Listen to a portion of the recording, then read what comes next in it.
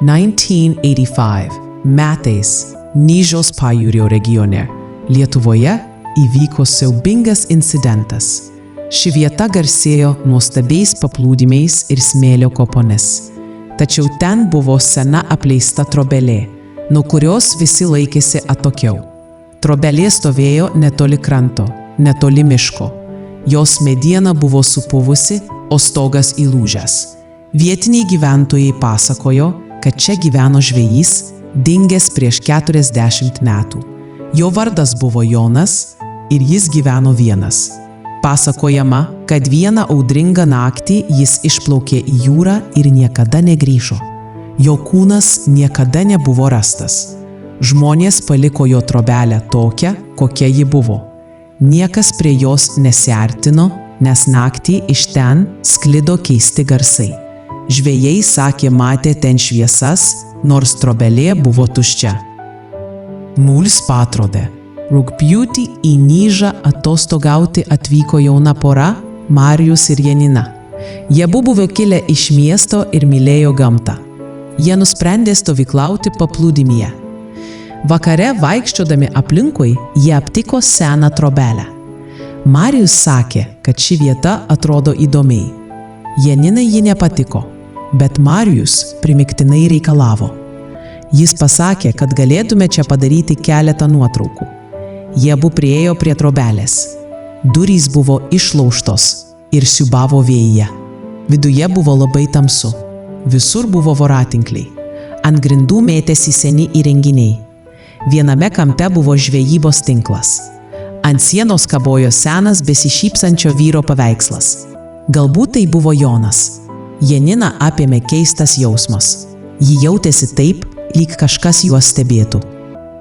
Sutemus Marijus ir Janina ruošėsi miegoti savo palapinėje. Jų palapinė buvo netoli trobelės. Buvo girdėti vandenyno bangų ošimas. Danguje švietė mėnulis. Viskas atrodė ramu. Tačiau po vidurnakčio Janinos miegas nutrūko. Ji išgirdo keistą garsą. Šis garsas sklido iš trobelės. Kažkas verkė. Tai buvo vyro balsas ir skambėjo labai skausmingai. Janina pažadino Marijų. Marijus taip pat išgirdo garsą. Jis sakė, kad tai gali būti gyvūnas. Bet jis skambėjo visiškai žmogiškai. Tada staiga garsas virto riksmu.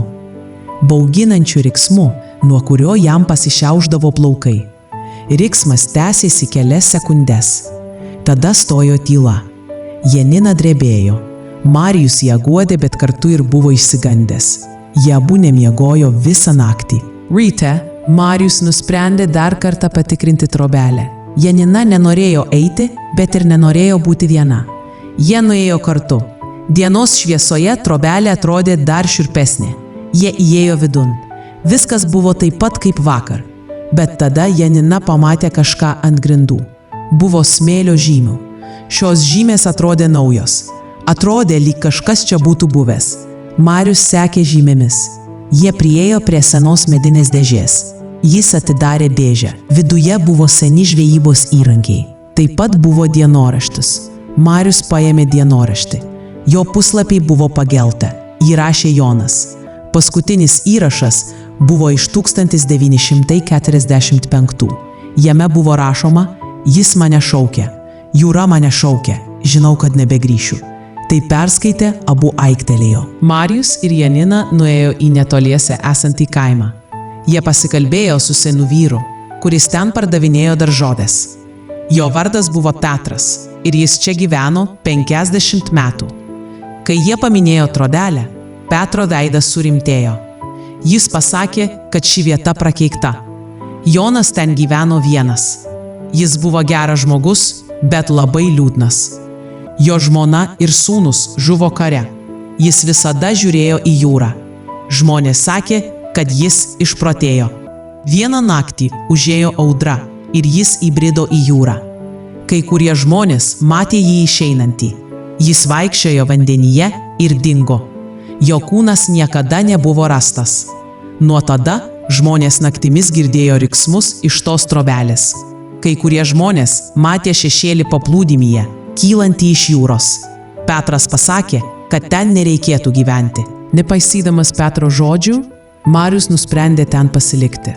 Janina išsigando, bet Marius pasakė, kad tai visų žmonių istorijos. Sutemo naktis ir jie vėl atsigulė palapinėje. Šį kartą jie abu nemiegojo. Vidury nakties vėl pasigirdo tas pats garsas. Bet šį kartą jis buvo arčiau. Kažkas verkė. Tada prasidėjo riksmai. Riksmai buvo tokie garsūs, kad užkimšo jiems ausis. Janina pažvelgė pro palapinę. Trobelės lange matėsi šviesa. Tai buvo judanti mėlyna šviesa. Tada jie pamatė šešėlį. Iš trobelės išėjo šešėlis. Jis buvo žmogaus pavidalo, bet labai aukštas ir plonas. Šešėlis pradėjo judėti kranto link. Jis ėjo labai lėtai. Jo eisena buvo keista. Marius ir Janina sustingo iš baimės. Šešėlis nugrimzdo į jūrą ir dingo. Klyksmai nutilo. Abu buvo įsitikinę, kad tai ne pasaka. Marius ir Janina pradėjo krautis daiktus auštant. Jie norėjo kuo greičiau išvykti. Tačiau išlipę iš palapinės, jie buvo šokiruoti. Visos jų automobilio padangos buvo pradurtos. Kažkas jas buvo perpjovęs. Marius apsidairė, bet nieko nematė. Jų mobilieji telefonai taip pat neveikė. Nebuvo jokio ryšio. Jie buvo įstrigę. Artimiausias kaimas buvo už 2 valandų kelio pėsčiomis. Janina pradėjo verkti. Marius pasakė, kad eisime pėsčiomis. Tačiau takas ėjo per mišką, o diena pradėjo blėsti. Jie nusprendė pasilikti dar vienai nakčiai ir išvykti anksti ryte. Tačiau šis sprendimas buvo klaidingas. Artėjant vakarui, dangų dengė debesys. Pradėjo pūsti šaltas vėjas. Atrodė, kad artėja audra. Jie abu pasislėpė palapinėje. Naktį kilo stipri audra. Pradėjo lyti ir trenkti žaibais. Vėjas buvo toks stiprus, kad palapinė pradėjo pūsti tolyn. Marius ir Janina sėdėjo viduje, drebėdami iš baimės. Tada pasigirdo tas garsas. Bet šį kartą jis buvo labai arti. Kažkas buvo lauke prie jų palapinės. Jie girdėjo, kaip kažkas kvėpuoja. Kvėpavimas buvo sunkus ir šlapis. Tada palapinės audinys ėmė judėti. Kažkas jos lietė iš išorės. Janina suklykė ir įsikabino į Marijus. Marijus įjungė žibintuvėlį ir bandė žiūrėti į lauką. Ant palapinės sienos buvo šešėlis. Šis šešėlis buvo žmogaus formos, bet labai didelis. Staiga šešėlis dingo.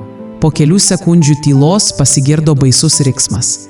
Riksmas buvo toks garsus, kad iš ausų pradėjo bėgti kraujas. Palapinė smarkiai drebėjo, tarsi kas nors būtų ją pastūmęs. Abu jie tuoj nualps iš baimės. Kai ryte jie atmerkė akis, audra buvo liovusis. Pasirodė saulė. Marius ir Janina išėjo iš palapinės. Visur buvo niekojimo. Jų daiktai buvo išmėtyti. Tačiau keisčiausia buvo tai, kad trobelės durys buvo atidarytos. Jos buvo uždarytos vakar. Marius sukaupė drąsą ir nusprendė įeiti į trobelės vidų. Janina jiems uždraudė, bet jis neklausė. Jie abu įėjo vidun. Ant grindų buvo šlapių žymių. Šios žymės buvo iš jūros ir nuėjo į kampą. Ten buvo ta pati sena dėžė. Marius atidarė dėžę. Viduje buvo Jono dienoraštis, bet dabar jame buvo naujas puslapis. Šis puslapis buvo šlapės ir ant jo rašalu parašyta: Tu sutrikdei mano namus. Dabar negali iš čia išeiti. Tai pamatė, abu suklykė ir išbėgo. Marius ir Janina nusprendė eiti pėsčiomis iki kaimo. Jie paliko didžiąją dalį savo daiktų ir pradėjo bėgti. Eidami per mišką, jie pajuto, kad kažkas juos seka. Jie negalėjo atsigręžti. Jie bėgo toliau. Po 2 valandų jie pasiekė kaimą. Petras nustebo juos pamatęs. Jie buvo labai prastos būklės. Jie papasakojo jam visą istoriją. Petras linktelėjo ir pasakė, kad Jono dvasia vis dar ten. Jis pyksta ant žmonių, kurie drumsčia jo vietą. Marius ir Janina tuoj pat grįžo į miestą. Jie niekada neužsiminėja apie tą vietą. Trobelė ten stovi ir šiandien. Vietiniai sako, kad naktį iš ten girdisi riksmai. Jono dvasia vis dar saugo jo vietą. Ši istorija moko mus gerbti žmonių vietas. Draugai, jei jums patiko ši baisi tikra istorija, būtinai užsiprenumeruokite mūsų kanalą ir paspauskite varpelio piktogramą, kad galėtumėte ir toliau gauti tokių įdomių ir bauginančių istorijų.